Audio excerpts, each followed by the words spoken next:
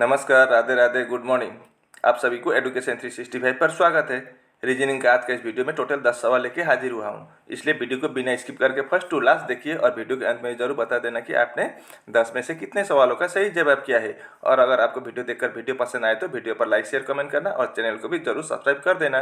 Channel subscribe करने का एक फायदा ये जरूर होता है कि जब भी हम नई वीडियो अपलोड करेंगे तब आपके वहाँ तुरंत से नोटिफिकेशन जा पहुँचेंगे और आप वीडियो को बिना मिस करके देख पाएंगे। ठीक है, ये रीजनिंग का सवाल बोले तो किस तरह का एग्जाम में आता है, तो एसएससी में CGL, CHSL, RRB, RPF, NTPC, CPO, SBI PO, bank clerk, group D and all competitive exams जो 2025 में बचा कुचा है और 2026 का आने वाला सभी एग्जाम के लिए ये आपका बहुत महत्वपूर्ण वीडियो बनने वाला है। ठीक है, इसलिए आप वीडियो को फर्स्ट टू लास्ट ध्यानपूर्वक देखिए। आज का पहला सवाल क्या है देखिए। पहले सवाल में क्या बोला है, what will come in place of the question mark in the following equation if plus and into are interchange minus and divide are आर इंटरचेंज। मतलब ये दिए गए समीकरण में अगर हम आपस में किसको प्लस और इंटू को बदल दें और माइनस और डिवाइड को बदल दें तो ये प्रश्नवाचक चिन्ह के स्थान पर क्या आएगा वही पूछा है। तो डिवाइड के साथ किसको इंटरचेंज करना होगा, आपस में बदलना होगा माइनस और डिवाइड। तो हम ये डिवाइड को यहाँ हटा देंगे, यहाँ माइनस लिख देंगे और माइनस के जगह पर डिवाइड बना देंगे।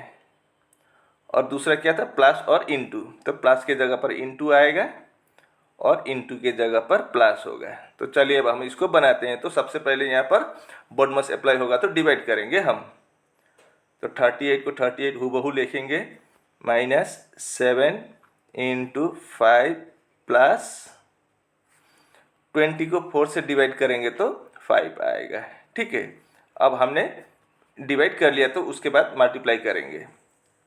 38 माइनस 7 इंटू 5 35 प्लस 5।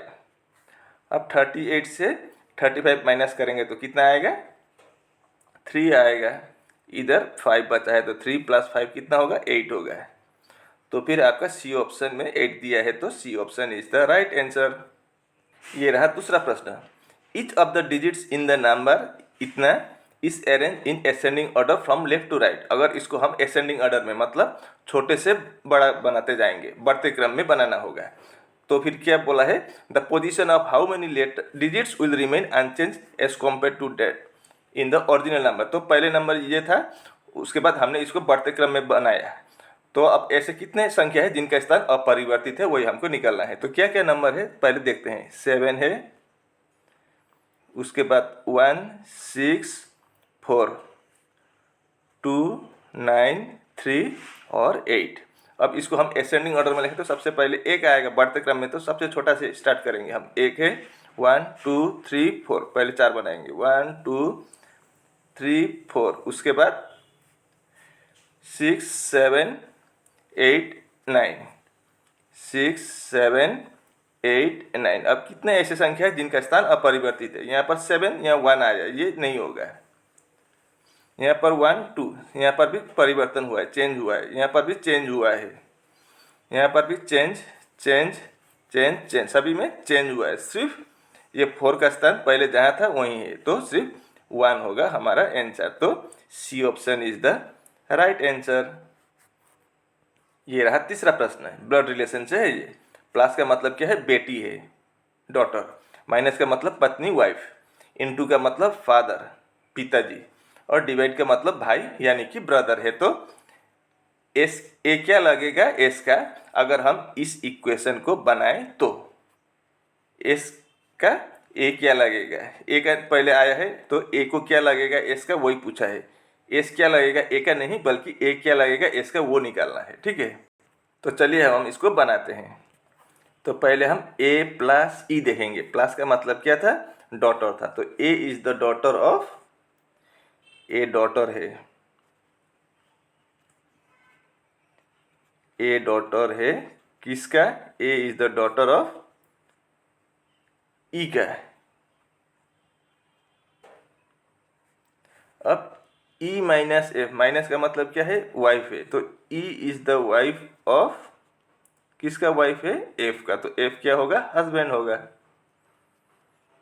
ई का हस्बैंड है एफ, और इन दोनों के एक बेटी है ई।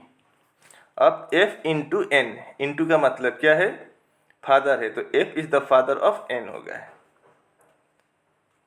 N हो गया। अब N divide by S, divide का मतलब क्या है, ब्रदर है, तो N is the brother of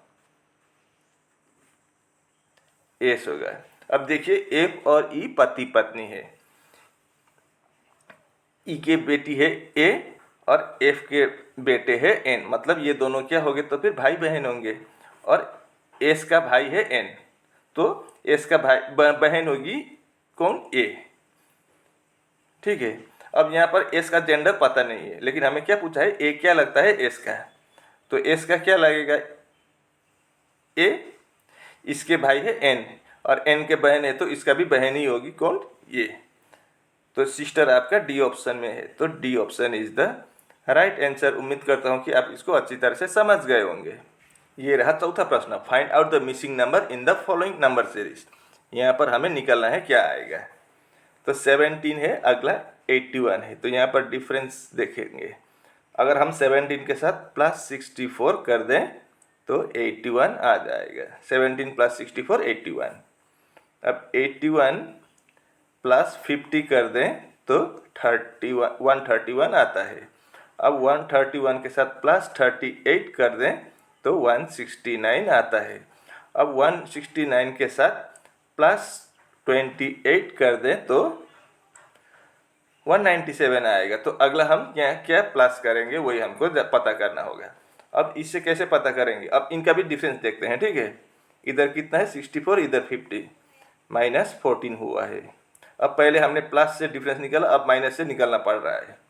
इधर 50 है, इधर 38 है, माइनस 12 का डिफरेंस है। इधर 38 28 माइनस 10 का डिफरेंस है। तो अगला किसका डिफरेंस होगा, 14 12 10, तो अगला 8 होगा।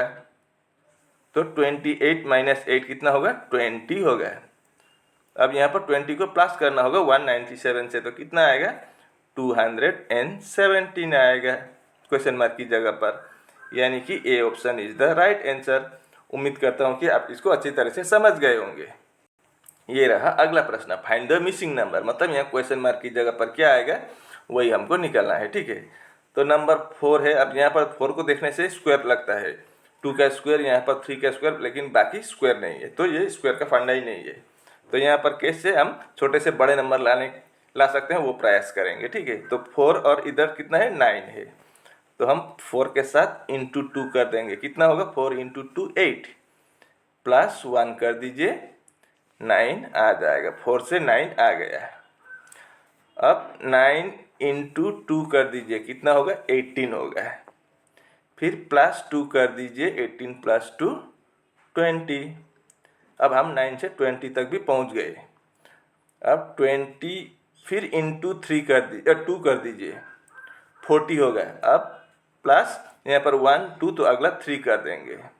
अब 20 इंटू 2 40, प्लस 3 43। अब हम 20 से 43 तक भी पहुँच गए। अब 43 इंटू 2 करेंगे तो कितना होगा 43 इंटू 2 86, प्लस 4 कर दीजिए 90 आएगा, तो 90 भी आ गया। अब उसी तरह से हम 90 इंटू 2 कर देंगे, 180 होगा। फिर प्लस 5 कर देंगे तो 185 होगा। 185 यानी कि ए option is the right answer. उम्मीद करता हूँ कि आप इसको अच्छी तरह से समझ गए होंगे। यहाँ पर 185 होगा क्वेश्चन मार्क की जगह पर। इस प्रश्न को देखिए, यहाँ पर क्या बोला है, A can do a work in 12 days and B can do the same work in 18 days। मतलब किसी एक काम को ए कितने दिन में करता है, 12 दिन में करता है, और वही काम बी को समाप्त करने के लिए 18 दिन लगता है। ठीक है, अब 12 और 12 और 18 का एलसीएम निकालेंगे तो कितना आएगा 36 आएगा। मतलब ये 36 क्या होगा, जो एलसीएम होता है वो टोटल वर्क होता है, तो टोटल काम कितना करना होता है वो 36 ही पकड़ा जाएगा इस तरह का सवाल में। ठीक है, अब ए को 12 दिन लगता है 36 काम करने के लिए, तो दिन में कितना काम करता है 3 काम करता है, क्योंकि 36 को अगर हम 12 से डिवाइड करेंगे तो 3 आएगा। तो ये 3 जो होता है वो वर्क एफिशिएंसी बोलते हैं, या काम करने की क्षमता है। ए का कितना है 3 है दिन का। अब बी को 18 दिन लगता है 36 काम करने का, यानी कि दिन में सिर्फ 2 काम कर लेता है, यानी कि वर्क एफिशिएंसी बी का कितना है 2 है। ए का 3 है, बी का 2 है, बी का कम है। अब आगे क्या बोला है, if they work on it together 4 days, अगर वो दोनों साथ मिलकर 4 दिन काम करें तो कितना काम बचा रहेगा वही हमको पूछा है। 4 दिन में मतलब काम समाप्त नहीं होगा। अगर हम वो ए और बी दोनों एक साथ मिलकर 4 दिन तक काम करें तो बाकी काम कितना बचेगा वही हमको पूछा है। तो ए एक दिन में 3 काम करता है, बी एक दिन में 2 काम करता है, तो टोटल कितना काम करता है 5 काम करते हैं ए और बी मिलके एक दिन में। तो 4 दिन में एक साथ मिलकर करे तो कितना काम करेगा 20 काम करेगा, है कि नहीं। और टोटल काम कितना था 36 काम था। 36 में से अगर 20 काम समाप्त कर देंगे 4 दिन में तो कितना काम बचेगा 16 काम बचेगा, है कि नहीं। अब सवाल में पूछा है what fraction of the work is left, अब कितना फ्रैक्शन काम बचा हुआ है, तो कितना काम बचा है 16 काम बचा हुआ है। 16 काम बचा हुआ है कितने में से 36 में से। अब इसको आप 4 से काट दीजिए तो ऊपर 4 होगा, नीचे कितना होगा 9 होगा, यानी कि 4/9 काम बचा हुआ है अभी भी काम समाप्त करने के लिए। तो ए ऑप्शन में 4/9 दिया गया है, तो A option is the right answer. इस प्रश्न को देखिए, 7 boxes A B C D E F and G are kept one over the other. कितने बक्स है 7 बक्स है ए से लेकर जी तक, और उनको एक के ऊपर दूसरा रखा हुआ है। अब only 3 boxes are kept above A, तो चलिए हम अब इसको पता चल गया कहाँ कौन है, पहले लाइन से ही पता चला। 7 बक्से के लिए 1 2 3 4 5 6 7 बक्से, ठीक है। अब only 3 boxes are kept above A के ऊपर 3 बक्से रखे हुए हैं, तो ए का स्थान यहाँ हो जाएगा। अब ए के ऊपर 1 2 3 बक्से हुआ है। अब only 1 box is kept between F and A, F और ए के बीच में सिर्फ एक बक्से रखे हुए हैं, तो एफ यहाँ भी हो सकता है यहाँ भी हो सकता है, इसलिए कन्फर्म नहीं है तो हम इधर लिख देते हैं। जो कन्फर्म होगा इस साइड लिख देंगे। एफ इधर होगा तो एफ और ए के बीच में 1, अगर एफ इधर हुआ तो एफ और ए के बीच में 1, ऐसा होगा। अब only 3 boxes are kept between F and E, अब एफ और ई के बीच में कितने बक्से हैं 3 बक्से हैं। अब अगर हम एफ को यहाँ माने तो 1 2 3 छोड़ के ई का स्थान यहाँ हो जाएगा, और अगर हम एफ को यहाँ माने तो 1 2 3 छोड़कर ई का स्थान यहाँ हो जाएगा। मतलब ई और एफ यहाँ दोनों में से एक होगा और ई और एफ यहाँ दोनों में से एक होगा, तो ई और एफ यहीं होगा और बाकी जगह नहीं होगा। इतना भी कंफर्म हो गया। अब E is kept at some place above A, E को कहीं ऊपर रखा है ए के, तो ई का स्थान ऊपर ही होगा यहाँ, तो ई नीचे नहीं होगा, तो ई इधर ऊपर हुआ तो एफ यहाँ हो जाएगा। ये अब हट गया, मैं इसको साफ कर देता हूँ। अब आगे बोला है B is kept immediately below E, B के ठीक तुरंत नीचे कौन रखा है बी रखा है, ई के नीचे, ई के नीचे ठीक नीचे बी रखा हुआ है, तो ये भी हुआ है।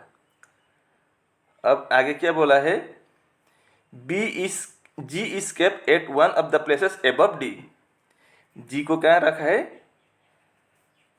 किसी एक जगह ऊपर, लेकिन डी के ऊपर होना चाहिए। अब सी इज नॉट केप्ट इमीडिएटली और एबव और बिलो एफ, मतलब इमीडिएटली एबव और बिलो, सी को ठीक एफ के ठीक नीचे ऊपर या नीचे नहीं रखा है, तो सी यहाँ नहीं होगा तो सी यहाँ होगा। अब यहाँ पर क्या छूटा था हमारा, ये तो बन गया, ये छूटा था। G is kept at one of the places above D, G कहाँ है जी यहाँ होगा, डी के ऊपर बोला है तो डी नीचे हो जाएगा। अब how many boxes are kept above B, B के ऊपर कितने बक्से रखे हुए वो पूछा है, तो बी के ऊपर कितना है 1 और 1, 2 बक्से है, तो डी ऑप्शन में 2 दे रखा है, तो D option is the right answer. इस प्रश्न को देखिए, there 3 of the following 4 letter cluster pairs are alike in a certain way and thus form a group. Which letter cluster pair does not belong to that group? यहाँ पर इन चारों में से एक विषम है, 3 एक ही तरह का लॉजिक से बनाकर एक ग्रुप बना हुआ है या एक समूह बना हुआ है, तो एक अलग है, तो वही हमको अलग वाला यानी कि विषम वाला पहचानना है। तो इस तरह से देखने पर हमें पता ही नहीं चलेगा, तो हम इसका प्लेस वैल्यू से चेक करेंगे, ठीक है।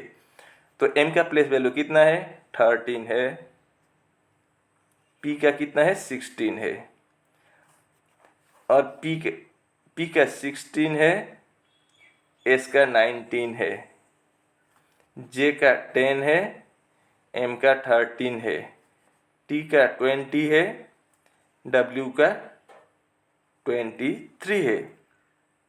यहीं से डिफरेंस पता चलता है ना, क्या देखते हैं यहाँ पर कितना है 13, इधर 16, यहाँ पर +3 हुआ है, 16 19, इधर भी +3 हुआ है, ठीक है।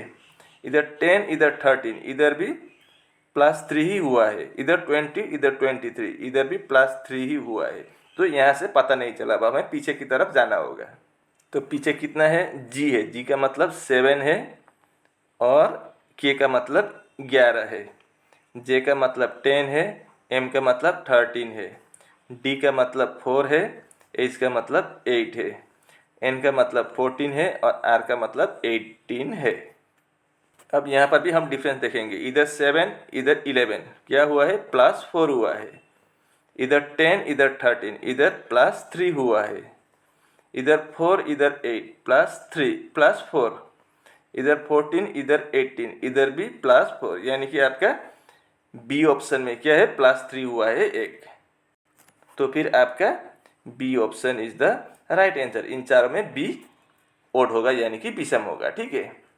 इस प्रश्न को देखिए, इफ द डिजिट्स ऑफ इस number are added and their respective resultants are arrange in the ascending order, what is the number place fourth from the right and.